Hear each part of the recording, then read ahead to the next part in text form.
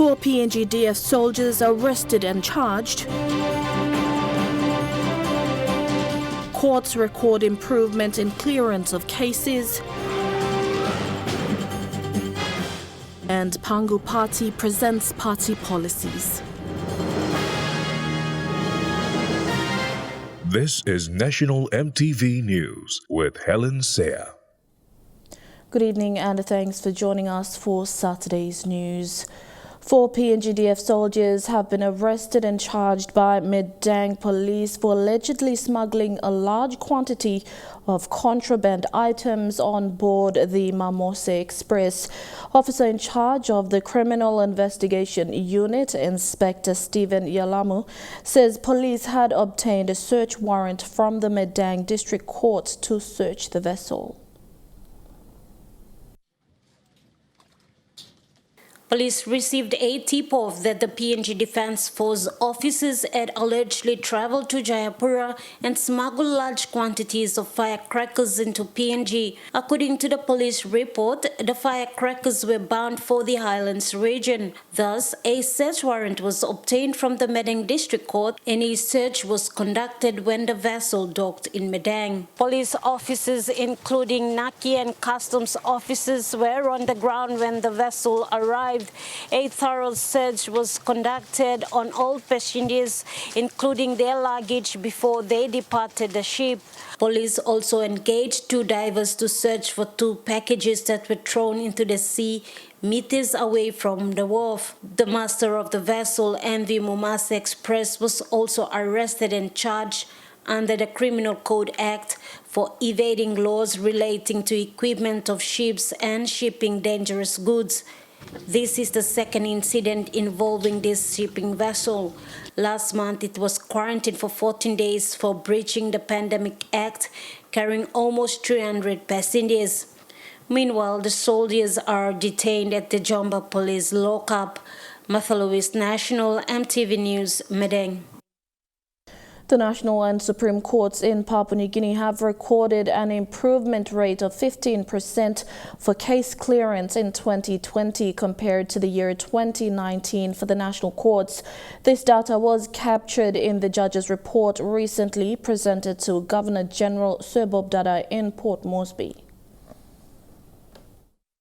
The judge's report, which will later be tabled in Parliament, captures at least 2 years of legal statistics obtained from the District, National and the Supreme Court. Amongst the challenges experienced by the courts dealing with COVID-19 restrictions and the numerous lockdowns as preventative measures against the respiratory disease, the global pandemic has greatly affected the functions of the courts. This role is done under Section 187 of our Papua New Guinea Constitution, and therefore, Your Excellency, I would urge you to receive this annual report and have it forwarded to the National Executive Council to present to the National Parliament. Thank you. Having stated the improvement rates for case clearance, the judge's reports notes that mediation is an option available to resolving disputes. Outstanding bench warrants remain an issue that is faced throughout all national courts in Papua New Guinea. Thus, the Chief Justice in this report reaffirms the National and Supreme Court's position that the execution of bench warrants remains the responsibility of police officers. In 2020, 5 new judges were appointed and posted to serve outside of Waigani. However, the report recommends the ongoing training of judges as a way forward for the judiciary to be innovative, relevant, and to meet the needs of the present time. Thaklagunga, National EMTV News. PANGU party is the oldest political party in PNG and the leading party in the coalition government with Prime Minister James Marape. Their policies have been built over time, and yesterday the party presented their policies at the political party's policies seminar series hosted by the PNG National Research Institute. Master of Ceremony. The oldest political party in Papua New Guinea, the Papua and New Guinea Union Party, widely known as the PANGU Party, was born out of a national movement and today is the ruling party in the coalition government under Prime Minister James Marape. PANGU Party has a strong political history in Papua New Guinea's development, and PANGU Party was formed on the 13th of June 1967 and was the first political party to be established in Papua New Guinea. The period prior to Papua New Guinea becoming independent state, PANGU Party has established itself as the longest surviving political party in this country. PANGU Party was one of two political parties that presented their party policies at the political party's policies seminar hosted by the National Research Institute. PANGU, while in government, have strong policies on changing the education system in the primary to secondary level. One, education, entrance 1, 6, and 6 structure. 1 year elementary, 6 year primary, and 6 year secondary. Grade 12 certificate will be only recognized certificate, meaning we aim to deliver up to year 12 for all children from 22 beyond. Open up more than 20,000 technical and vocational school space in the next 10 years. General Secretary of the PANGU Party, Maurice Tovebaya, said PANGU has plans in place that will benefit the working class, especially with affordable housing. Housing and the land sector. State land to be made available to all employed Papua New Guineans to build homes. State to provide low-cost housing, loan guarantee scheme. No land to be given to non-citizens unless on investments above 10 million kina. Our physical planning is to be Western standard. I think what we have now is outdated, and it doesn't seem to be working. While PANGU remains as the leading party in the coalition government, one of their policies in line with good governance is to have a different way of electing the Prime Minister.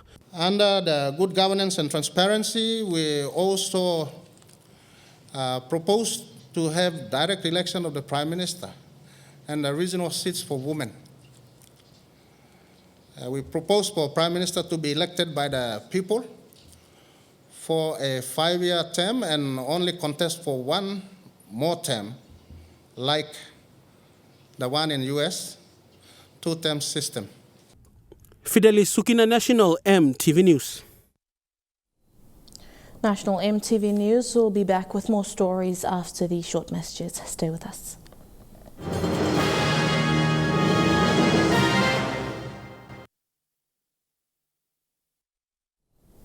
Welcome back. The Central Provincial Government will soon launch its provincial hospital project at Bautama, whilst focusing on the 3 pillars under its development plan, which are agriculture, tourism and sports. Central Governor Robert Agorobe and Acting Provincial Administrator Francis Coaba emphasized on these during their presentation of PSIP and PSG acquittals to the Department for Implementation and Rural Development this week. The Central Provincial Administration admits that given the rugged terrain of the province, challenges in ensuring steady revenue generation and the politics involved over Port Moresby City land, there was need to properly assess the provincial situation and come up with a more realistic and achievable plan for the way forward. Let me also say thank you to Governor as well, because since he assumed office, he has not really embarked on expenditures at that level, as would any elected leader would do immediately after assuming office. He has really done a good job by going back to actually review the makeup of Central Province. What is Central Province? To actually do some sort of a SWOT analysis. The priority areas of agriculture, tourism and sports are part of the province's plans going forward. So these are things that we think our people of Central Province have been continuously doing and are currently doing, but at a lower scale. So the expenditures you would see are more or less linked to elevating that level up to the standard where we can be able to be competitive at a commercial level. But this is just the beginning. As soon as we progress through the years, and hopefully we should be able to leverage on these startups, and eventually in the coming years we should be able to hit that milestone. We can be an economic force to be reckoned with. Prime Minister James Marape announced during the last sitting of Parliament that 4 provincial hospitals will be built in 4 provinces around the country, and Central Province, which has never had a provincial hospital and has heavily relied on Port Moresby General Hospital, will soon have one. According to Governor Robert Agarobe, the Health Department requested land to build the provincial hospital, in which Central Provincial Government has allocated 50 hectares of land for it at Bautama, just outside Port Moresby. Governor Agarobe also says apart from the provincial hospital, a nursing college and drug storage facility will also be part of the project. So as far as I'm concerned now, I think in one of the NEC meetings, Central Province Hospital has been given the okay now to go ahead. So we will be building 310-bed hospital at Bautama. So a lot of this is now with the working committee, and which includes our PHA, our administration, and the National Department of Health as well, with their standards division. So and lands. So we should be doing the groundbreaking for our provincial hospital hopefully by the end of this year. Dennis Sorere, National EMTV News. The tussle over Port Moresby City land between Central Provincial Government and NCDC continues as Central Province unveils plans for its provincial capital. Central Governor Robert Agarobe, in presenting PSIP and PSG acquittals this week, reiterated the Central Province stance on the issue, saying history speaks out clearly that Port Moresby is Central Province land and the NCD Governor needs to acknowledge that. NCDC is National Capital District. It is a municipal authority. If you look at the 3 levels of government, the national government, the provincial government, and the local level government, we are the only legitimate provincial government here, not NCD. NCD is a municipal authority. They are not a legislative house. They don't make laws. They are not a government. The only rightful provincial government here is the Central Provincial Government. And that's why we are located at Konedovu, next to the GG's residence and office. So that's why I said you can't change history. You have to accept history the way it is. And these are some of the amendments that we will be pushing in our private members' bill in Parliament in the coming sitting. So we want what rightfully belongs to us. We are also people. We also want to develop a province. The taxpayers in NCD, on the weekends, where do you think they go? They hang around mostly? No, they all drive out into Central Province. And rightfully, some component of the GST should come through Central Province so that we develop infrastructure and the services in the province so that the taxpayers in the city can also enjoy the province and the infrastructure that's built. But if all the tax is kept by NCD and they expect me to go and build infrastructure in Central Province to entertain the taxpayers of Moresby, then they have it wrong. So it is only right that certain component of the tax needs to come to Central Province. And it's there in the NCDC Act. It stated there very clearly that RSC shall pay Central Province 10%, which they never pay. So this will be some of the amendments that will be going to the floor of Parliament to fix so that there's no grey areas, and we want RSC to pay Central Province directly, not going through NCD. You know, it's by law RSC pays me directly. I'm a governor. I'm not a little boy. I don't bow down to another governor. The 33rd Synod of the Evangelical Lutheran Church of Papua New Guinea, scheduled for January next year in Port Moresby, has been given the green light to go ahead by Pandemic Response Controller David Manning. This is welcoming news for ELC PNG leaders and members around the country after there was uncertainty in recent weeks on whether the meeting would still be held or not. After a meeting with National Pandemic Response Controller David Manning on Thursday this week, Bishop of the Evangelical Lutheran Church of PNG, Right Reverend Dr. Jack Urame, announced yesterday during a media conference that the National Synod planned for next year will go ahead as scheduled. Because we have seen surge in the COVID-19 infections in many other provinces, people have been affected and many also have died from COVID-19. So for that reason, I came down to meet with the Papua District Organizing Committee to lead a delegation to the Controller's Office to share and to come to a collective common understanding whether this synod will actually take place or not. And therefore yesterday we approached the Controller and we had a bit of discussion. And the Controller gave us the green light. The Evangelical Lutheran Church of Papua New Guinea was born on the 12th of July 1886 when the first German missionary Johann Fliel landed on the shores of Simbang village in Finschhafen, Morobe province. Centuries on, the church is preparing to host its 33rd National Synod, the highest decision-making body for the church, in Port Moresby from January 9th to the 15th, 2022 to address various issues. The ELC PNG Synod is a biannual meeting that has had significant impact on various social and economic issues of the country through the views that it shares from the meetings held in past years.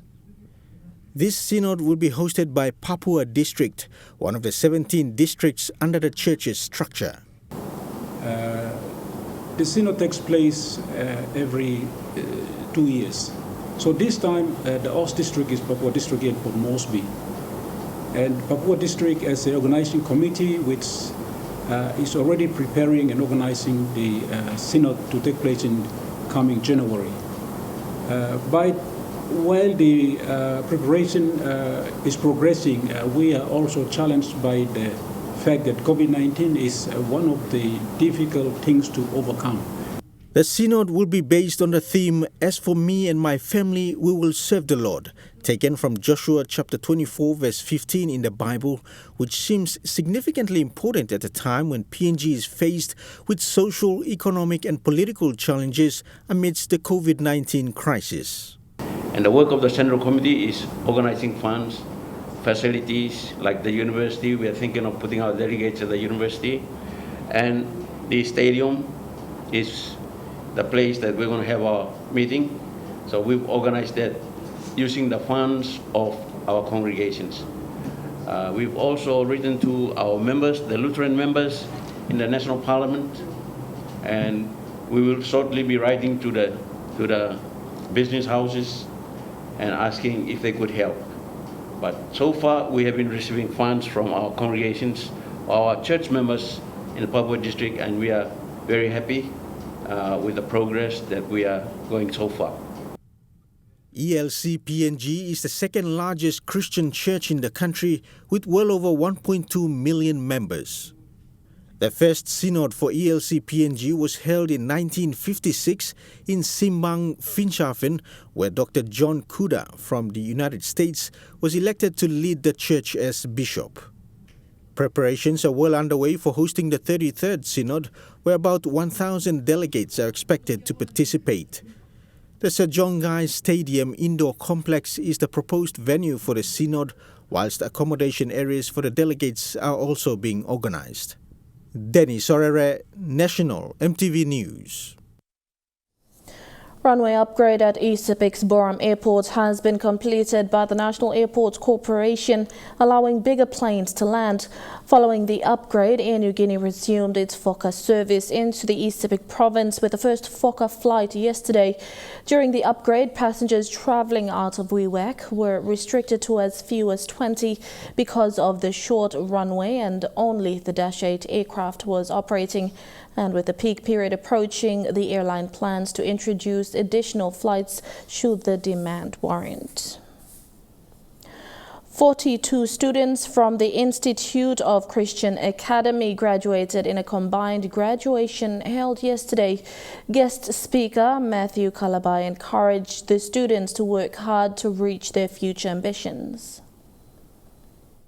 In a small yet significant event, the Institute of Christian Academy held a combined graduation for grades 8, 10 and 12. It was the 10th grade 8, 7th grade 10 and 2nd grade 12 graduation for the school. Senior Liaison Officer for Permitted Schools from the Education Department, Matthew Kalabai, said graduation is part of life's journey and is not the end of students' education. He encouraged the students from each grade to never give up and work hard for the next chapter of their journey. So the grades are closing one part of their life, the chapter in their life, and opening a new one into grade 9. The grade 10s are closing one chapter of their life and opening up a new one. The grade 12s are doing the same thing. And as the saying goes, if the sky is the limit, we haven't reached that yet. We're still on the ground. We're not off the ground yet, so we'll have to work hard to go with the saying of sky is the limit. During his speech, Kalabai appealed to the parents who were in attendance to instill discipline to their children. He also reminded the students to practice values and virtues they learned from the institute. Uphold your Christian values. I keep telling my others and my children, hard work and prayer go hand in hand. You don't separate those two. If you're a man who wakes up in the morning and say a little bit of prayer and go to work, you don't have to go out there and shout in front of everybody. No, just a little bit of prayer in your bed before you go out. I tell you, you keep going. So hard work and prayer go hand in hand. Under a new scholarship arrangement between ICA and the International Training Institute, high-performing grade 12 student at ICA will receive ITA scholarship to commence studies from next year and onwards. Part of our social obligation to the country, we are giving back in a way of scholarship. Every year, ITI is giving 300,000 kina worth of scholarship. And your school now is a part of it. As a primary school, the director told us, I've mentioned that starting this year, we will be giving scholarship to your school every year. Podivai National EMTV News. Chukai Sports is next. All the details after the break.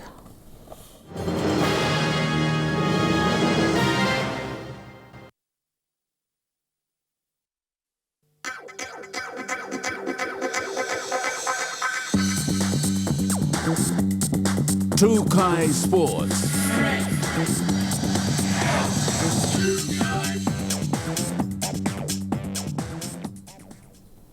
Welcome to Chukai Sports. Complying with strict COVID restrictions, the Southern Super League was able to recommence with its competition this weekend.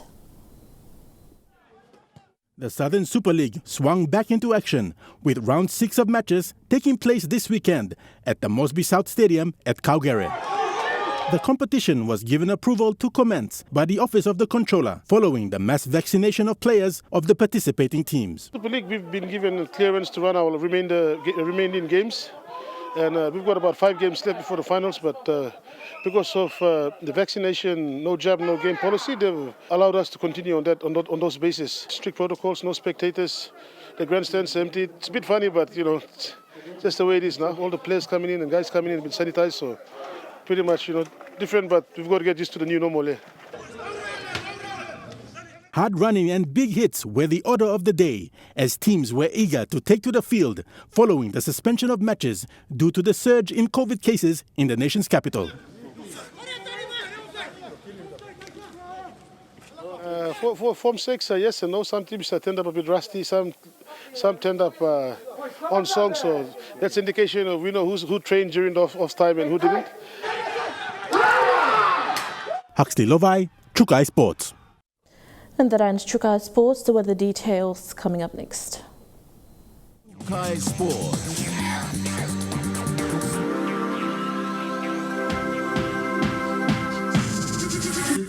Chukai Sports.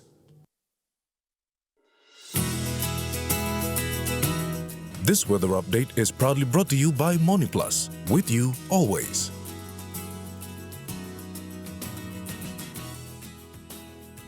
I'll look at the weather forecast for tonight and tomorrow in the southern region.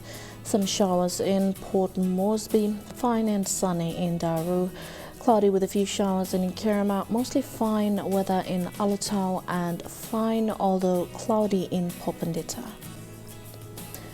In the Mamase region, fine although partly cloudy in Ley and Wewak. Medang included some cloudy weather in Wau and partly cloudy weather in Vanimo. In the New Guinea Islands region, partly cloudy in Lorengau and Kimbe, mostly fine weather in Kavieng, Kokopo and Rabaul, and cloudy with possible showers in Buka. And in the Highlands region, partly cloudy with a few showers right across the region in Mount Hagen, Goroka, Kundiawa, Mindi and Wabeg. Forecast for small crafts for the next 24 hours. Waters of southern PNG Indonesian border through Torres Strait and Daru to Kiwai Islands and Kerema to Yule Island and Hood Point to Samarai Islands, including waters of Samarai Islands to Cape Vogel and eastern and western Milne Bay Islands, seas of 1 to 2 meters.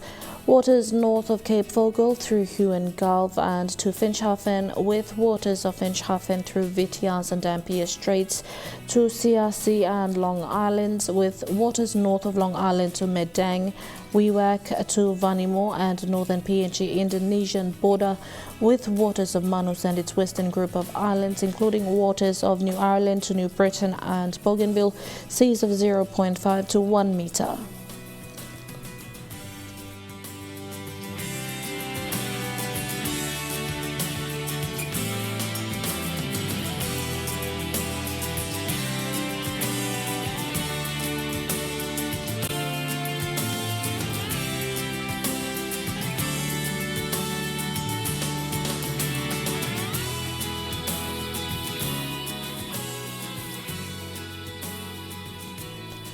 I'll look at the ocean forecast for PNG areas in the Coral Sea. Seas slight to moderate with northeast to southeasterly winds at 10 to 20 knots. In the Solomon Sea, seas slight with east to southeasterly winds at 10 to 15 knots. In the Bismarck Sea, seas slight with east to southeasterly winds at 10 to 15 knots. And in the Pacific Ocean, seas slight to moderate with northeasterly winds at 10 to 15 knots.